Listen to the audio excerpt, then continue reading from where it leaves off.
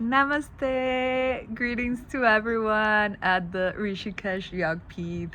I am so happy to start my video, my candidacy video.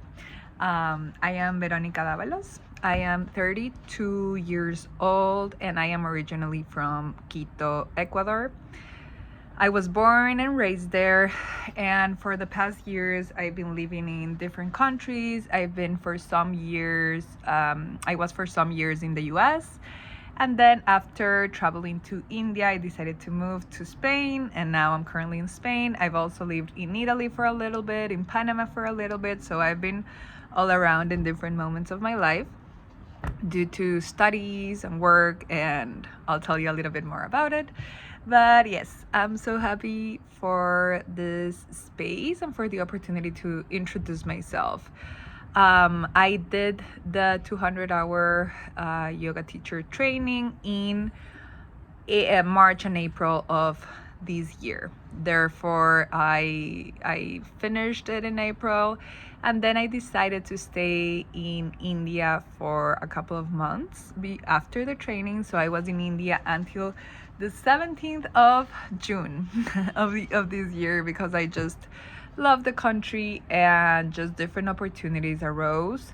I also had the opportunity to go to Bangalore to the Art of Living ashram for a little bit. So my spiritual journey and just getting to know the country continued. The country, the culture, the spirituality continued after the Yogpeed and my experience there. So a little bit of my background, personal and professional. I have a double major bachelor in international relations and anthropology. And after graduating from these two disciplines, I worked at the UN for several years, specifically in the Venezuelan migration crisis, and I was specifically working with the prevention of gender-based violence and the promotion of sexual and reproductive health rights. Therefore, I was there for a little bit over 3 years, and I was able to do the whole process of assistance, which is writing proposals, being able to present your proposal to donors, this being the US government mainly, and then the European Union, so like big proposals.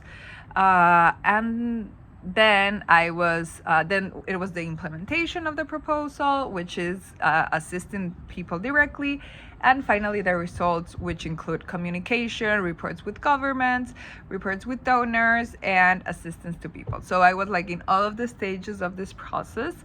In these 3 years, I grew a lot within the organization. Just due to my different skills like leadership and organization, and I just had a vision of what are some projects that could be amazing for the organization. Therefore, I was able to grow a lot and go from assisting people directly to all of these other roles, or of actually writing the proposals, being able to follow them financially, structurally, with the results, etc. After that, I decided to quit my job there because I wanted to do a master's program. So I applied to a university in Washington, D.C., and I was accepted in a master's program that to get a Master's of Arts in Human Rights, Ethics, and Peace Studies. During this time, I shifted a little bit of careers because I started studying philosophy as my major. And I did my master's in ethics and specifically phenomenology, which is the study of phenomena, of getting to know yourself through the experiences you have. And in this moment in my life, I felt that like different parts of my life connected, because I come from a very, very, very spiritual family.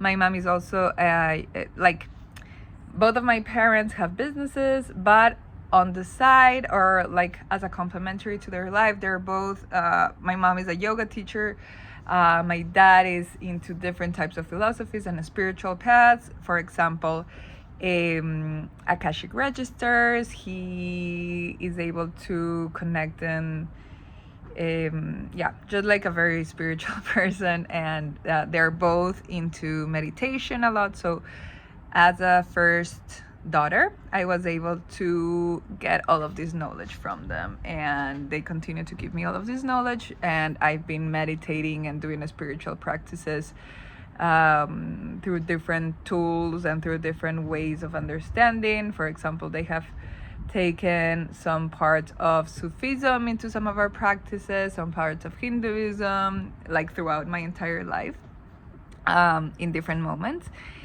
And I was able to be in this spiritual space since I was very young. So in the moment in which the philosophical path that I followed allowed me to combine my personal experience, which was this spirituality, with the academia that I love, it was incredible. So after graduating from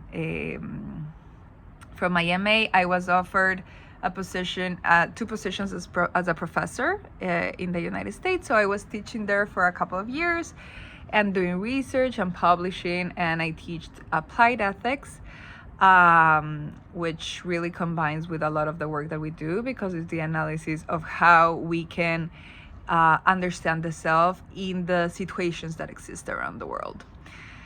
So I've taught more than, I don't know, like 500 students in like 2 different universities, several classes. I published some work. I'm currently in the publication of a book that has already been accepted by the Oxford Press. So I went fully into academia. I changed a little bit of my path.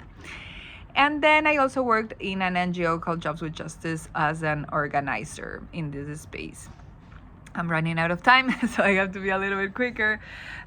So within the reason that I wanna like return is because India was incredible for me. Like, it allowed me to search into myself, to stop identifying myself with my job, and to be able to explore other possibilities and explore different paths. And that's why I didn't return to the US. Actually, I decided to make 100% a career change, or not a career change, but a life change. I quit my job after returning from India, and I decided to do independent projects. Right now I'm an independent consultant in philosophy and ethical studies. I am doing a couple of projects right now, but yeah, as an independent person, and I've continued with my practice both spiritually and in different ways.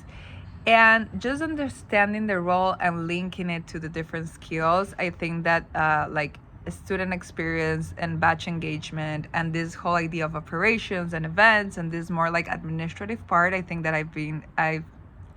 I will be amazing at it, just because I have a lot of experience managing very, very large groups, managing very complicated tasks. I also speak fluently 3 languages, Spanish, English, and Italian, because I've lived in, I'm from Ecuador. I've lived in the US for a very long time, and then I also lived in Italy for a couple of years, so I'm fluent in the 3 languages. But besides that, I think that I have a lot of leadership and organization skills that would be amazing for that position. And one thing that I did want to mention within the yoga practice and teaching support, and for the teachers that must remember me maybe, is that I am not the most advanced in asanas. This has been something that I have been practicing. Before going into the Yogpit, I practiced Hatha yoga and Vinyasa only for a very short time, because before that I practiced other types of yoga like Kundalini.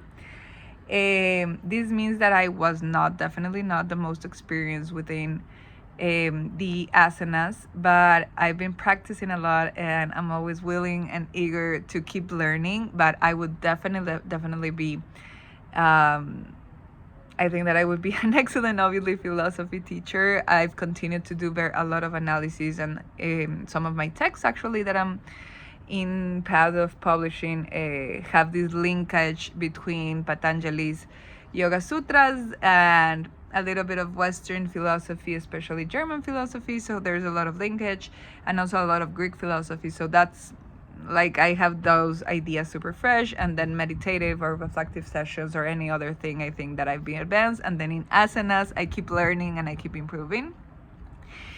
Okay, I'm running out of time, but it would be so incredible to go back. I think that I have a very big vocation to service and to being there for whatever is required of me. I am extremely available to, I don't know, talk to anyone that is needed, do anything that is needed. I don't think that any task is bigger or smaller or less or more important. I think that all of the tasks are equally necessary and unique for the work that you do at the Yog Pith. And I love my experience so much that I don't know if Rochi is watching this, but I don't know if you remember, but I wanted to stay to the 300-hour batch immediately after. At the end, I decided not to do it because I needed to like integrate my knowledge of the 200 first. But my knowledge and my experience like during that time, but like I adore the place. It literally changed my life, and I'm getting a little bit emotional, but it was such an amazing time, and I like 180 changed my entire life. So yeah, thank you so much. I look forward to any response that you have and whatever the universe has prepared for us, and I hope to keep learning from you every day. Namaste.